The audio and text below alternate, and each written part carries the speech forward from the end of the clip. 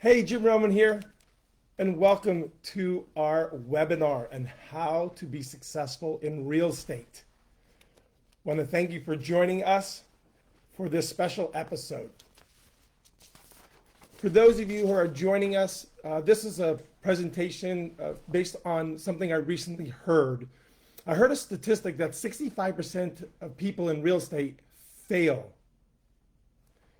And I was like in shock that 65% people fail. So in today's session, in this episode, I would like to share with you some of the things that we found to help people be successful in real estate. So as we welcome people, we want to thank you for being here today.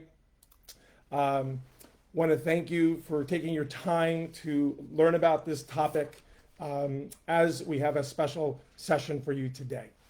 So let's jump into it. As again, we welcome people. Thank you for being here for this live. I've been doing the lives for a while now, but really this is a very important topic to me. So I want to start off by going back into the statistic. A while back, I was told the statistic that 65% of people fail in real estate. And I was asking myself, well, what can you do to be successful in real estate? So that is when this journey began. So over the last several months, I've been reaching out to my realtor relations out throughout the country, asking them what's working for them, what's not working for them. Why are people successful? Why aren't they successful? I went back in my archives with all the realtors we've worked and figured out what did we do to help them not only survive, but to thrive. And so we found three things that the most successful realtors are doing that if you do, I believe you will thrive. This is an important topic to me because, again, I don't like seeing any businesses fail. Those who know me, I've been doing this for a while now, and I just want people to build a better business so they can build a better life. And so I'm excited to share these findings with you. I have taken notes, so I'll be reading these notes below. Feel free to comment below. Feel free to ask questions throughout the webinar. I'll share opportunities with you to ask questions of me. So let's jump into it. So as I mentioned, I heard the statistic, 65% of realtors fail. What can we do about it? Did some research, found 5 things. Now, actually, since doing the research, it's up to 10 things that the most successful realtors do to be successful in the industry. I'm going to talk about 3 of them today. Hopefully, we can get that done in our time together. So again, please post, comment below. I see that you've joined us, so thank you and welcome. So for those of you who don't know me, my claim to fame is I built 2 successful BNI franchises, Business Network International in Virginia. I built them from 0 members to 1,600 members in just 6 years. And in doing that, I also was able to start 20 chapters in 1 year, putting me in the BNI Hall of Fame to be the first and only area director to do that. And I share that with you not to impress you, but I share that with you as I built it from 0 to 1,600 in 6 years. And I was very fortunate to actually apply the 3 principles I'll be sharing with you today, which are interesting. The 3 for real estate is really the 3 that I used in my business to grow it to that success. That being said, it wasn't always that successful. I've built several businesses that failed. And so I've committed my life the last 20 years figuring out what causes a business to succeed and what causes them to fail. And now I coach around the country helping people to, again, not just survive, but to thrive. And so I'm going to be sharing some of those findings with you today. So let's start off. Let's just jump right into this. Number one thing that I have found that realtors can do, people in the real estate industry, property management industry can do, is to have a purpose and passion for your profession. Let me say that again. Having a purpose and passion for your profession. So often, you probably heard it if you're in real estate or even property management, that there are people in it for the wrong reasons. They're in it for the money. I can't tell you the countless times I've had people say, you know how many people are doing real estate or just doing it with their family and friends and that's it? And I'm competing against these, lack of a better term, non-professional, non-committed people. So if you're new to real estate, or even if you're a veteran to real estate, do you have a purpose and passion for your profession? Or are you in it just to be in it? You fell into it. You were in it for the money, now you're not making money. Or you were making money, you're not making money, and you've lost that purpose and passion for the industry. And so I would encourage you to consider, if you want to go to the next level, if you want to go from surviving to thriving, reconnect with your purpose and passion. Do me a favor, in the comments below, if you wouldn't mind, share your purpose and passions that you have for your business. If it were me, I'd be asking myself why I got into the business in the first place, or if I'm considering it, why would I want to be in the business? See, I believe that if you look at this as serving, it will lead to sales. Let me say that again. If you're looking at this as a servant heart, a giver's heart, that will get you more sales. Having a passion in helping people find their first home, having a passion for people to find that dream home, be able to help people invest in real estate are some of the purposes and passions I've heard over the years. I have worked with hundreds of people over the years in real estate. And I've had people who have been passionate and not so passionate. And guess who won? The people who were passionate.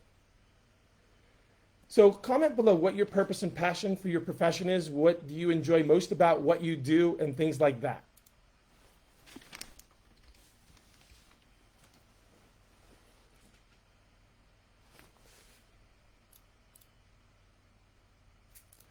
Awesome. So with that being said, what questions do you have of me regarding purpose and passion? Is it about finding your purpose and passion, reconnecting to your purpose and passion? As I look into the comment section of this, I would love to know what your purpose and passions are, especially your purpose and passion questions. Okay, awesome.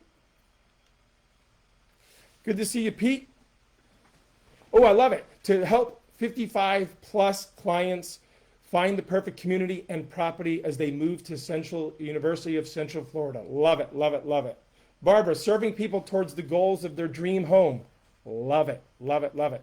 Helping people and educating them about real estate. Awesome, awesome, awesome. I love these kind of comments. And let me give you a couple examples of this that I have worked with people over the past is, when I ask people why they do what they do, it's obviously to make money. But if they can do the things that you're referencing here, I think it's very, very important. I remember working with a realtor years ago. My first realtor I worked with her, she wanted to help everybody, right? And I was like, well, if you could be a specialist and have a passion and purpose, would make the biggest difference. And she just wouldn't do it. But I don't think she's in the business today. Fast forward to another realtor I was working with, like you all, she wanted to help people get into their first home. That was important to her, to get into their first home, because if you ever bought your first home, it can be very, very scary. And I'll talk more about her in the second thing you do to be successful. But you guys know this, is having that purpose and passion for the profession, reconnecting with that, reminding you of that, and more importantly, sharing with your customers that, I think make a big, big, big, big difference. So purpose and passion, we found number one, especially what's going on in the world, we need to have that to be able to make that move us forward. Number two, you've already led to this. Number two things that you could do to be more successful in real estate, property manager, any industry, is pick a target market that you feel you can make a difference for. Pick a target market you can make a difference for. So often when people get into real estate, or any industry for that matter, they want to help everybody, but end up not helping themselves because they're trying to help everybody. And not everybody wants to buy your service. There are people who need it. There are even people who want it. Well, there are people who need and want but won't pay for it. I don't know you want that type of target market. So the second thing that we found the most successful realtors have done to succeed, to survive and thrive is to pick a target market that they feel they can make a difference and make a world a better place. And I'll give you an example. Going back to the first realtor that I worked with, when I was working with her name is Susie, and I said, Susie, if it were me and I were you, I would become a specialist. And she's like, yeah, I want to help everybody, which I just mentioned, you'll help nobody in that situation. I said, what if you were to specialize in the West End? If you were to say, people, I'm a realtor with such and such company, and I specialize in the West End, or with seniors, or people 55 or older, right? That doesn't mean you don't help everybody else. It just means that you are a specialist. And who loves doing business with specialists? Everybody. Do you want a generalist doctor, or do you want a specialist when you have a serious problem? So she listened to me one time. She was at a networking event, and she said, hi, I'm Susie with such and such a real estate firm. I specialize in the West End. I was like, oh, hallelujah. And then someone says, well, do you do South Side too? And she goes, I do everywhere. And I just went, oh my God. She went back to that instantly. And she didn't realize by being a specialist, by picking a target market that she could serve, she'll get everything. But she'll get more of what she loves and enjoys. See, by picking a target market, you attract the right market and you repel the wrong market. And again, you don't mean you don't help everybody else, but you can build a business around it. You can actually build a network around your target market. So do me a favor in the comments, tell me what your target market is. Who are you looking to serve this year? Love to hear that. Comment below. Let me give you another example of why this is important. Years ago, I was working with a Mary Kay person. And the Mary Kay person was one of our networking groups and trying to get her business. And she would say, like everybody else in every other industry, I want anybody with skin. Mary Kay, anybody with skin. And I heard, anybody with skin doesn't always use Mary Kay. And we'll come to find out that somebody was on a board of well, let me back up a little bit. One of the people in the group says, well, can you be more specific? And she said, no, I can't be more specific. And the person goes, okay, I think I have referrals for you. So he comes back the following week, has 6 referrals for her, and says, here are the 6 referrals. Number 1, number 2, number 3, number 4. You said anybody with skin. And she said, yep. And she goes, yeah, these are 6 people down at the homeless shelter. I happen to be on the board, and they they have skin. She goes, well, not them. He was trying to make a point that everybody is not somebody that you want to be doing business with. But by picking a target market, you can build a whole business around that. For example, going back to that example of that realtor I just recently was talking about, who wanted to help first-time home buyers. What I didn't tell you about that is when I asked her, why do you do what you do? Because I want to sell real estate. Why do you do what you do? Want to help people buy their home. But then I said, no, really, really, Sandy, why do you do what you do? And she said, well, you know what? I want to help people buy their first home because it's a big investment. And by buying that investment, you could be able to raise a family. And I want to help people raise a family. And I looked at Sandy and I said, Sandy, have you ever said that before? She goes, well, no. I said, did you hear what you said? She goes, yeah. I go, that is powerful. That is powerful. That you want to help first-time home buyers to buy that investment so they can raise a family, a part of a community. I said, you need to lead with that purpose and passion and target market. And guess what? She did and doubled her business. One thing, one change. She figured out a purpose and passion around the target market. I'm getting emotional. And she doubled her business. And she's in the business to this day. And I think so often we get into this industry and we never figure this out. Or if we did, we forgot it. And that really pains me. Because I know you want to make a difference. And I know you can make a difference. Just by finding a purpose and passion. And finding the target market, whether it's a first-time home buyer, those who want to downsize, those who want to upsize. I know a realtor in Richmond, Virginia. You know how she built her business? She moved from Massachusetts to Virginia and happened to convince her friends in Massachusetts to move to Virginia and kept on saying, come to Virginia. It's great. It's great. Don't worry about those cold winters in Massachusetts, except for this year and right now. And so her friends started to move to Richmond and she said, you know what? I probably should become a realtor. I'm really good at this. And so she started building her business by relocating people from her hometown to Richmond, Virginia, because she wanted to be around her friends. And she's the person who sold my last house, and the probably next person would sell my house if I was in Richmond. So as you can see, I'm very passionate about this because I know you can not only survive this year, but thrive if you can figure out your purpose and passion, and then figure out that target market that you can serve, because it will lead to sales. And oh, by the way, again, your target market could be building a network around that market. For example, if you want more listings, I can show you how to get more listings by building a listing network. If you want more buyers and relocation, and the list goes on and on and on. So comment below your target market and even share why you picked that target market. I would love to see that information. Awesome. Excellent, excellent. Target market is twofold. First, new and first-time homebuyers in Prince George, Hopewell, Colonial Heights, and Petersburg area. Love it. Good area. Very focused versus all of Greater Richmond. Thank you for saying that. I also want to help people that want to sell their properties in the same area. Excellent. Love it, Dwayne. Thank you so much. Pete, again, 55 plus clients. By the way, I just turned 53 the other day, so I'm only 2 years away from working with you. I'll be honest with you, I love that. I live here in Orlando, Florida area. They have 55 plus communities.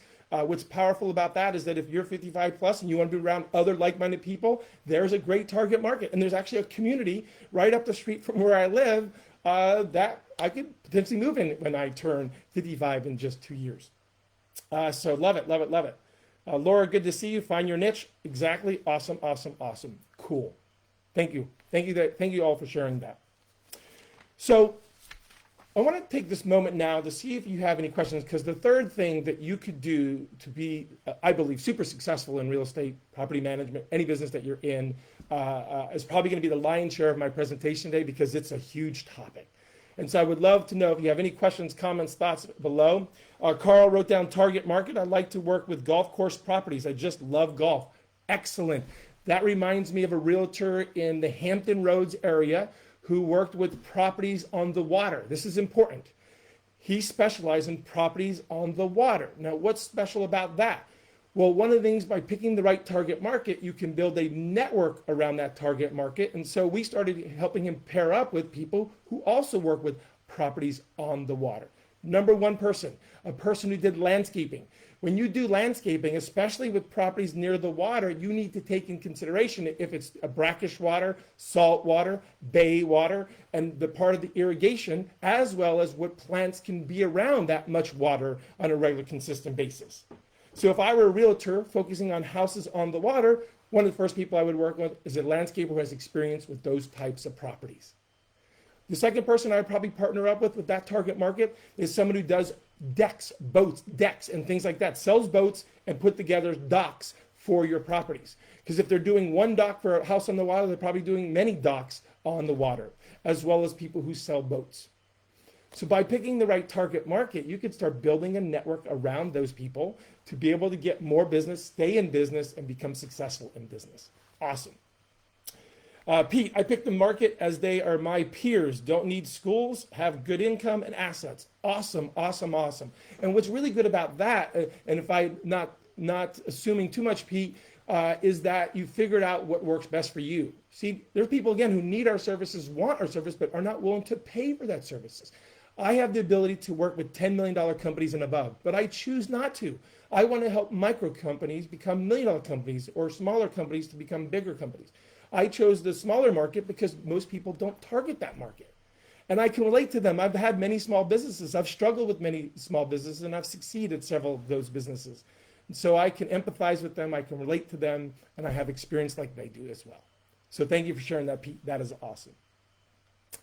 So the third thing that we uncover and discover, so let's jump into that, because this is a big, big, big topic, and I want to make sure I have my notes correctly. So the third thing, and this is a big thing that you could do to be successful in any industry, especially in real estate in this particular conversation, is figure out what works for you. Let me say that again. Figure out what works for you. If you're an introvert versus an extrovert, you're going to have different things that work for you. Whether you're raised in a small business or part of a big business, different things apply to different types of people. And one of the things I have found out in this industry is so often the broker, the sales manager says, do it this way. This is how I became successful. Well, I'm not like you. I'm far from like you, so I can't do it. And they say, do it this way. Why aren't you doing it this way? Because I'm an introvert. I'm an extrovert. In case I'm an ambivert, which is a combination of the two. So often why people fail in business, especially in the real estate business, is they haven't figured out what worked for you. For example, Buffini system, Brian Buffini, Tom Ferry, Ninja Selling. These are other systems that are out there, but don't work for everybody. I know people who've done very, very well with Brian Buffini's system and others who have not. I know people who love Tom Ferry's approach and hate his approach. Well, who's right? It's what's right for you. What's going to work for you? I built several businesses, some that have failed and some have succeeded. And how I became most successful is I figured out, I cracked the code for what works for me. For example, one of my previous business was publishing. I used to publish hotel guest directories. How I built that business is cold calling, cold calling, cold calling. I'm in the Hampton Roads area. I would call up someone and say, hey, we're doing a special project with such and such hotel. Wanted to know if you want to be a part of that project. We have people eating in the area and we want to send them to your restaurant. You know how hard it is to cold call every single day? But sometimes you got to do what you got to do to get you where you want to go. But I couldn't wait to the day I could stop cold calling. And I was able to find BNI and understand what the difference between a referral and a lead is. I hate leads. I love referrals.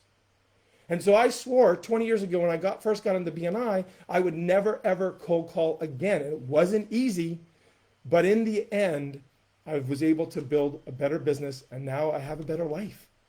And so What's going to work for you when it comes to bringing a business? What's going to work for you getting the work done? What's it going to do to be able to build a business versus build a job?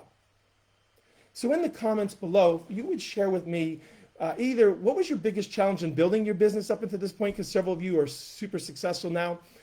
Some of you are up and coming and rising to the top, and some of you are just starting out. Would you share in the comments below either what your biggest challenge is, or what is the thing that you figured out that made the biggest difference? For me, figuring out how to build relationships that led to referrals that lead to revenue is what I was able to do. How to get rid of my cold calling and do my referral-based, relationship-based marketing was the game changer for me. Big change for me because I don't get rejection that way anymore, and I love it, love it, love it. So comment below. What is the biggest challenge you're having? What was the game changer thing for you? Because it's important to know what's going to work for you in building your real estate practice. Are you going to be a solopreneur or are you going to be a team? And this is important. I have talked to people over the years that want to be a team, and they build a team and they realize I didn't want a team. In fact, I was talking to someone recently. They were thinking about building a team, went to one of the people who was helping people build teams and says, hey, I want to build a team. And they go, no, you don't need a team. You're doing everything you need to do. She goes, no, I need to build a team. And they said, oh, no, you don't. You're doing everything you're supposed to do. You don't need to do it. You just need to keep on doing it, and you'll have plenty of money to be able to build your business. So for some people, being a solopreneur works for them, where other people build a team for them. Now, let me be crystal clear here what I'm talking about. When I talk about being successful in real estate, I don't mean those million-dollar producers who are on billboards or on shopping carts. Those people, for the most part, don't have a life and are broke. I'm sorry I said that, and I don't mean to offend anybody who might see this, that's that. But a lot of the people that are super successful in real estate and a lot of businesses have so much overhead, how much staff, how much advertising, that in the end, they don't have a lot of time and they don't have a lot of money. I know these people personally. They've shared this, confided with me in that, and then they shared if they could do it differently to figure out what works for them versus following the person that got them where they were, they would do things differently. So, so other comments. Awesome. Good. Excellent. So let's talk about some other things. Again, looking at my notes is figuring out what works for you. So let's talk about bringing in business, what works for you. I know people in building their real estate practices, they have to cold call, right? You just got to do it. You have to call expireds. Yikes. You have to do open houses. Ugh. Right? And they think that's the business. And I think there's nothing wrong with that. You have to really, cut your teeth on that type of learning. But then whatever you do on the opposite side of that, building your network, working your network, building your referral sources, your referral partners, your circle of influences. That's the kind of thing that I want to do that makes me work, is because cold calling, I don't like it. Calling expireds, I would not like it. Open houses, I probably can get used to them. But what I really rather do is build those relationships, to get those referrals, to give those referrals, to build my real estate business, to build my revenues through my companies. So I'm curious as to how are you doing that works for you to bring a business? Comment below. Another example of that is getting the work done. Do you want to be a listing agent or do you want to be a buyer's agent? I can go on a whole seminar on that, but are you going to get someone to help you with your transactions? Are you going to be the person who does it all? I don't know, but you have to ask yourself, what can you do to get that work done by other people so you can focus on what you love to do? That's the key that I would be doing, cracking that code. Laura, thank you. Agree with you, Jim. Build relationships with fellow realtors to earn their referrals. Exactly. You can cold call, you can call the expires, you can do open houses, or you can work your networks, build your networks to find those referral sources, those realtor partners, the referral partners, to build your revenue. That's the game changer for me. And to this very day, I have not made a single cold call in over 20 years, and I am super glad. Now, again, nothing around cold calling. Don't get me wrong. If you're good at it, great. If you don't mind it, great. If you hate it, let's figure out something else that will work for you that's better than that. I remember working with a realtor, open houses. His number one way of bringing a business was open houses. The one thing he hated more than anything else was open houses.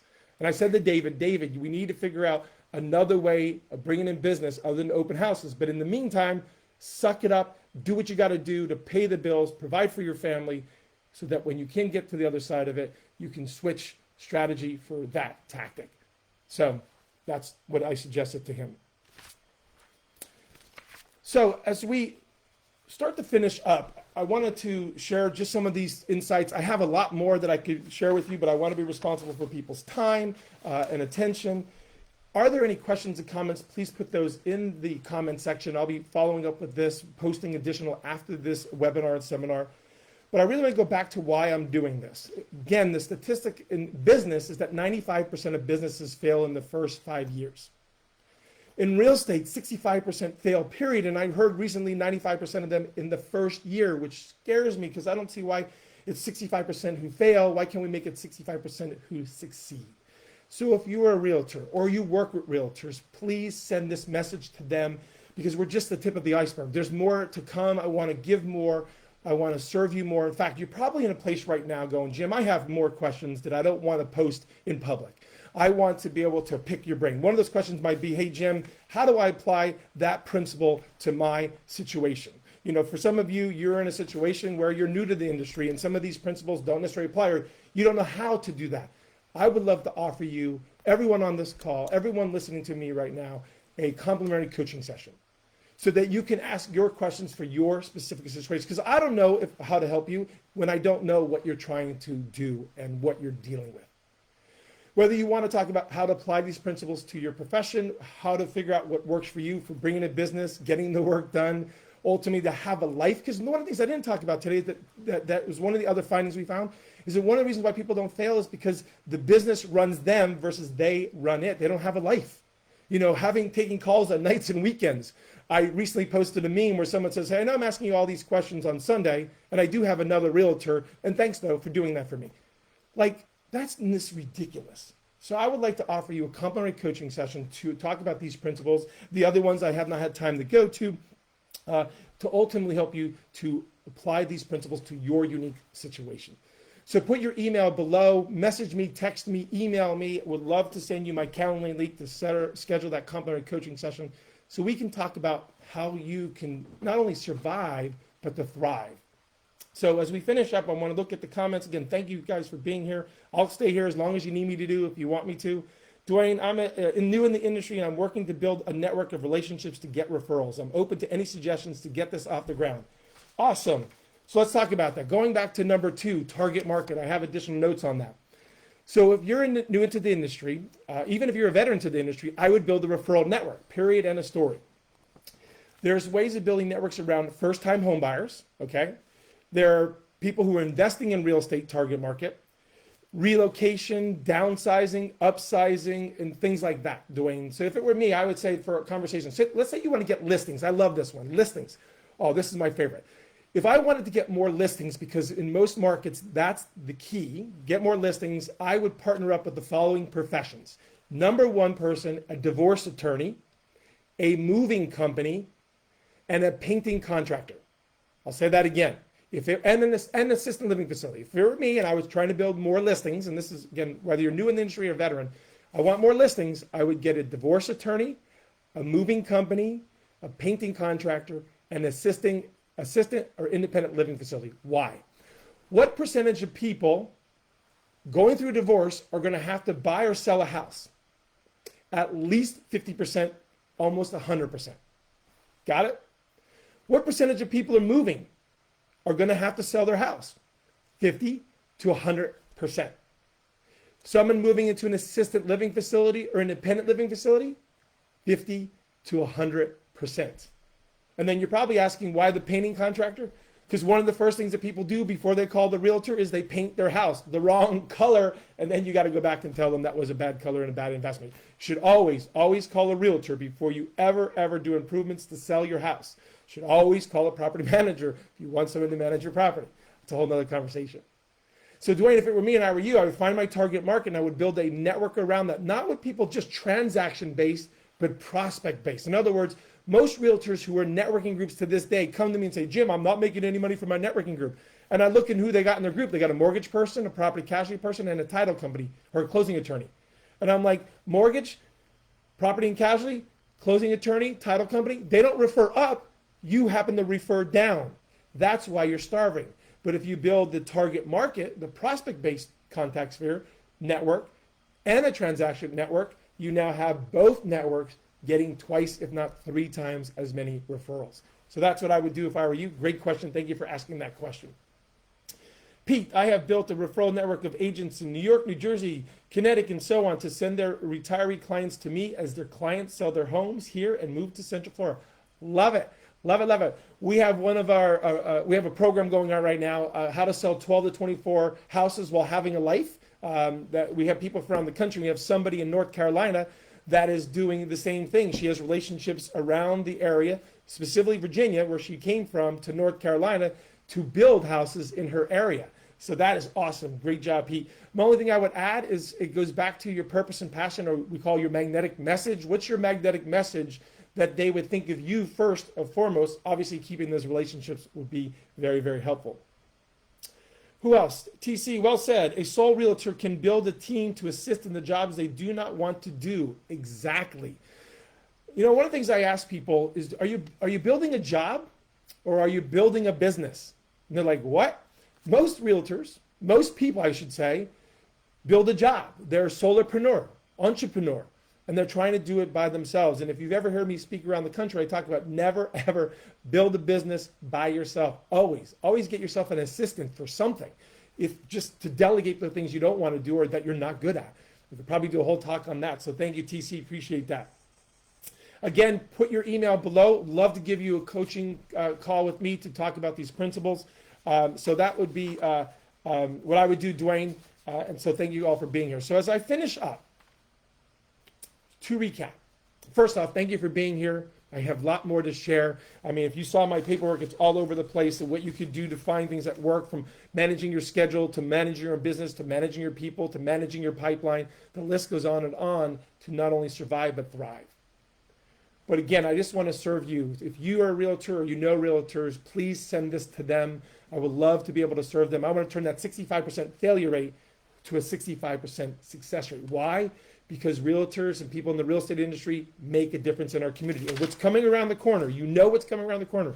We're worried about interest rate. We're worried about inventory. We need to prime the pump for our profession now so that whatever happens down the road, we, the community, are ready to serve, sell, and stay in business and make a difference in our communities. So again, I want to thank you for joining me today on this. If you have any thoughts and ideas, please message me, text me, things like that. Again, love to give you that complimentary coaching session to talk about how to apply these principles to your unique situation, whether you're new, veteran, you're one person, a 5-person team, whether you're in real estate, property management, other things like that. So as I finish up, oh, Holly, good to see you. Glad you could be here. I just want to say, number one, remember your purpose and passion for the profession. If you don't have that, guess what? This week I would start to reflect on that. I maybe talk to other people in the industry and say, hey, what's your purpose and passion? Why do you do what you do? Maybe that will light a fire in your heart and in your spirit to keep you going in the toughest of times. Number two, pick a target market that you feel that you could serve, make a difference, because that will lead to sales. First-time buyers, help them be able to buy their first investment, because it's a scary thing. People downsizing. When my dad passed away, my mom had to downsize, and we needed someone that understood downsizing, the delicacy of selling a house your family, your children grew up on. That takes empathy, and you want to be the right realtor for that particular target market, and so on. And then finally, the most important principle is find what works for you, because what works for me may not work for so-and-so. What works for so-and-so may not work for others. And finding that support to help be able to take this knowledge and apply it to you and your situation. I can't thank you enough. I'm Jim Roman. The more you know, the more we all grow. Have a great day. Talk to you all soon. I'll look at the comments in a moment. But again, thank you. I really appreciate you guys for being here. Everyone who's listening, everyone who's watching, and those who are watching afterwards. God bless. Laura, thank you so much for being here. TC, great to see you as always. Pete, I really appreciate you promoting this program. Holly, it's good to see you. Salima, looking forward to learning more about you. Laura, Dwayne, Amy, great. Thanks for being here. Thanks for promoting this. You guys are awesome. Emmy, Barbara, we need to get together soon. And all those people who are dialing in, I can't see your names here. I just want to say thank you guys. That being said, I'll see you at I have a 12 o'clock live I'm doing about hiring. So if you're still listening to this, 12 o'clock, I'm going live again with special guest Kay Kung with Mark by Excellence. We're going to be talking about how to hire the right people that will stay. Thank you guys. God bless. Have a good one.